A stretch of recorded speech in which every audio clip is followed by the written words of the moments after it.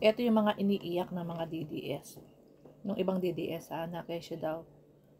7 million, ano ka, puro ang topic mo yung pagnanakaw ng bilyones, yung bilyones, hindi mo tinatapik. Yung kay Romualdez. Si PBBM daw, hindi kayang sutilin yung kanyang pinsan. So, tingnan nyo na yung mga utak ng mga ob-ob na ito. Hindi niya daw kayang sutilin yung kanyang pinsan or harapin yung pinsan niya na si Martin Romualdez. Kaya hindi sila naniniwala dito sa sinabi ni PBBM about sa malawakang korupsyon. Okay, ikaw tatanungin kita. Yung problema mo sa kapitbahay mo na yan, malapit na sa'yo. Kapag may reklamo ka sa kapitbahay mo, nasasabi mo ba? Hindi. Bihira, hindi mo masasabi, hindi mo kaya ng harap-harapan, di ba? Pagchichismisan nyo yan.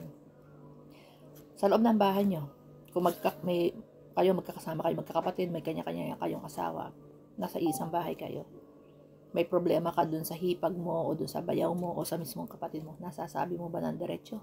Hindi rin, tahimik kayo, di ba? Nagbubulungan na lang kayo kung ano ang problema nyo sa isa't isa. Susutilin mo, i-confront mo, baka mag-away pa kayo. Sa trabaho, same din. Kapag meron kang colleague mo,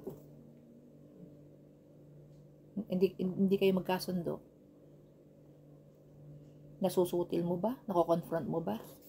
Akala mo ba ganun kadali? Lalo na ito, pinsan niya na pare-pareho silang edukado, at pareho silang may malalaking business, mga business person So sa tingin ninyo, ganun kadali na i-confront si Martin Romualdez ni PBBM na, hoy, nagnakaw ka, hoy, kesyo ganito ka, hoy, may anomalya ka? Hindi ganun kadali. Kapatid mo na lang hindi mo pa kaya di ba? Kinikimkim mo na lang.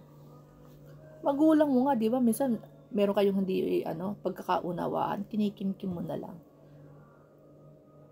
Hayaan na lang. Tapos ito, pinsan, gusto nyo harapin ni PBBM.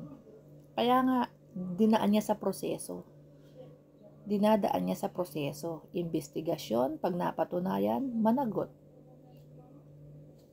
Nagpapapanood kayo kasi dyan kay Inday Lustay, na sinasabi, one day lang yan. Alam niya na kung sino. One day lang yan, tapos yan. Talaga ba? Walang investigasyon. Kung binalikan ka, kung fake news, nakuha mo, di ba? Ayan, ganyan yung mga utak nila. Alam mo lang sa isip mo, sisibakin mo, alam mo na, kasuhan mo, walang investigasyon, kung binalikan ka, di ba?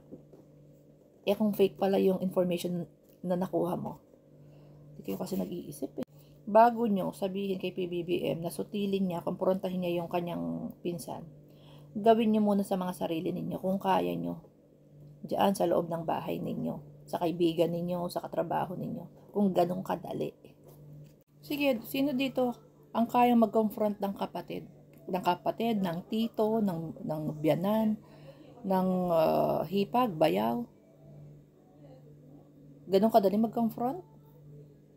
Ganong kadali magsabi? Lalo na ito, pinsan lang.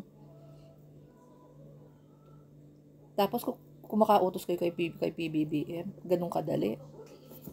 Hindi nyo Ito, sinasabi ko, kasi yun yung totoo, yun yung realidad. Yun yung totoo, yun yung nangyayari. Kahit sa akin, nangyayari yan. Hindi ko kaya mag-confront sa kapatid. Hindi ko kaya mag-confront sa tita ko. Kahit sabihin mong tita ko yan. Kahit sabihin mong kapatid ko yan. Hindi ganun kadali.